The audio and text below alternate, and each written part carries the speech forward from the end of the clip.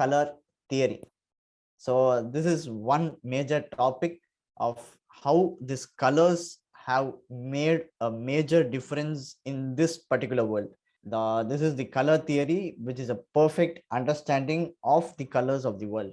So this is a major thing that I would like to tell you all, that black and white are not colors. So everyone will be like, what?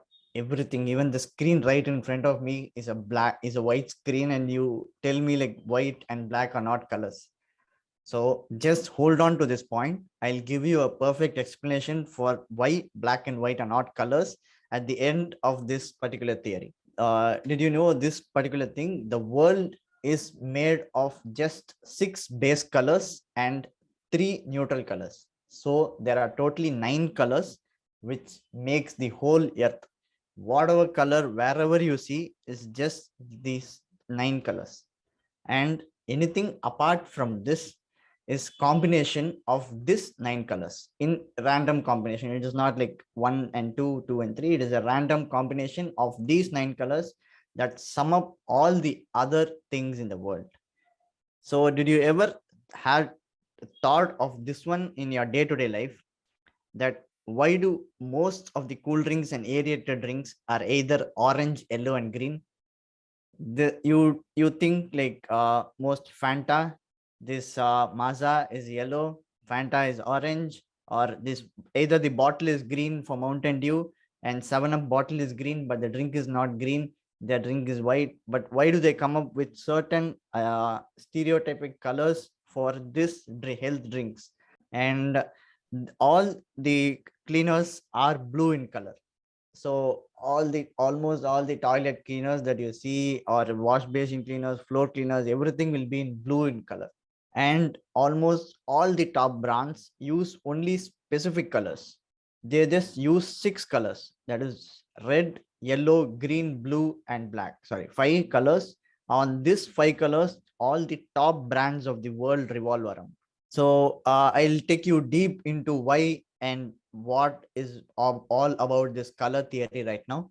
So the next one is going to be, you have something called as the color wheel.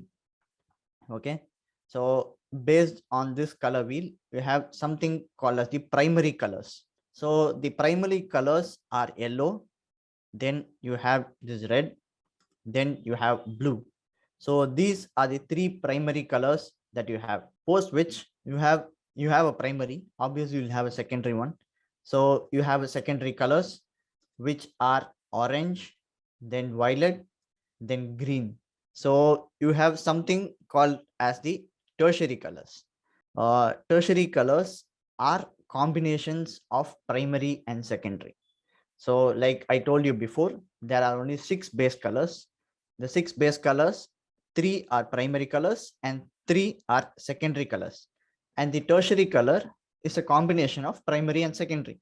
So there are only 6 base colors. So now we see what are the tertiary colors. So this wheel has primary as well as secondary colors, and you have gaps in between them that will be filled with tertiary colors. So how do you name a tertiary color? Is primary and then secondary. So in this wheel, now you get this color in between yellow and orange. So what do you think the name of the color will be? Yellow orange. Yeah, brilliant. Because it should be primary in the first and then secondary, and it should not be, and post which you have this one. Can anyone name this? What is this color? Orange red. No, it should be primary and then secondary. Reddish orange. Yeah, it is a reddish orange. It's actually red orange. So yellow, red and blue are primary colors. Green, orange and violet are secondary colors. So when you name a tertiary color, it should be like primary and then secondary. So this is the complete color wheel that you all will be seeing in and around the globe, wherever to whatever corner of the globe you go. So all the colors are combinations of this particular 6 colors, and the 6 colors are prime. These set of colors on the right side of the color wheel, that is yellow to violet, are called as the warm colors, and on the other end it is called as the cold colors. So anything that you represent to be cold, you denote it or you see it on this set of colors, and anything you see it warm, or you see it on this set of colors. I'm going to the next one. So there is something called as the analogous. So analogous colors.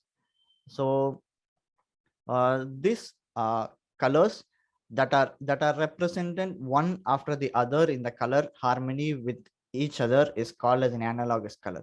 So when you see a color wheel, you have three colors one after the other. So these three colors in combination with each other, and they come in a particular frame. So it is called as the analogous colors. So you have a whole wheel, you can take any three color combination of your own choice. I would like to give you some best example of analogous colors. There is another small thing that I uh, saw in my recent times. So that was this particular thing, a sunflower. So you see a green, yellowish green, and a yellow, and then yellow orange. So you see all these particular you see four continuous colors in this one particular frame. And the popular poster that you all would have seen, but that doesn't strike you at this particular moment, the poster of a red panda, sorry, kung fu panda. So this particular poster is made of analogous colors. All these posters in any frame that is shot for any movies, they do not randomly shoot anything. They follow a color scheme or a color pattern based on which they create it, and based on which the poster is also created. So the next thing that about the color wheel is something called as the complementary colors. These complementary colors are very much important because these complementary colors are something that you can use for yourself to choose a particular costume in the background that you are going to post. So this particular concept actually comes very handy when you want to choose what costume should I wear on what particular occasion.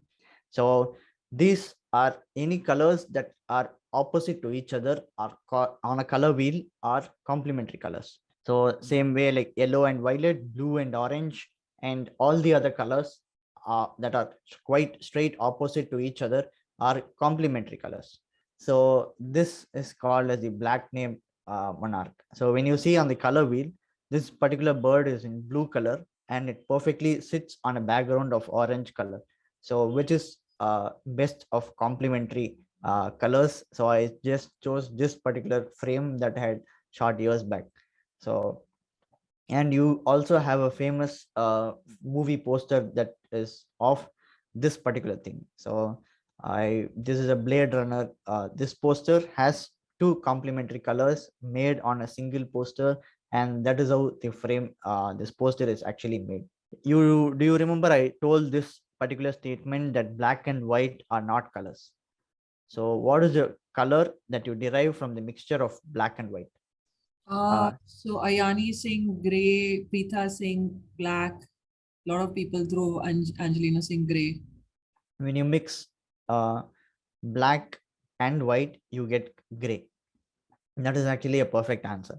So black, white, and gray are considered to be neutral colors, because any colors from the primary and secondary you mix, you get a different color. But when you mix anything, any color you choose and you mix it with these three colors, you either make it darker or you make it lighter, and you do not go ahead with a different family, you actually stay in the same family. So when do these three colors come into play is the question. There is something called as the tint. So what is a tint? So when you add a certain amount of white to your particular color for a certain percentages, so that is called as a tint of your image. So a day-to-day example, I came up with is the coffee. So the coffee is as and when you add more and more milk, the color of the coffee becomes lighter and lighter.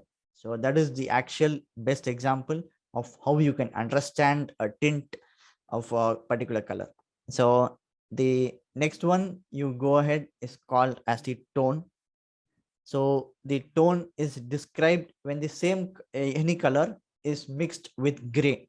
That is just the mixture of gray, and it does not shift to another color or another family. It stays on the same thing. So this shift of colors is called as the tone. And the other one that comes with black color is called as the shade. So any color that is mixed with black on a certain percentage gives you shade. So it is 0, 25, 50, and 75, and then the color just goes on getting darker and darker, and this does not shift to another family altogether. So you have something called as the monochromatic colors. So monochromatic refers to the usage of tint tones and shades of a single color at a particular variation.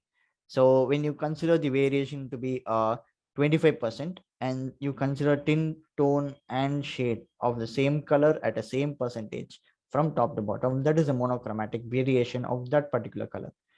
So the color theory has to be implemented. So I have told you about the color theory all this while, but how is this particular thing implemented in photography?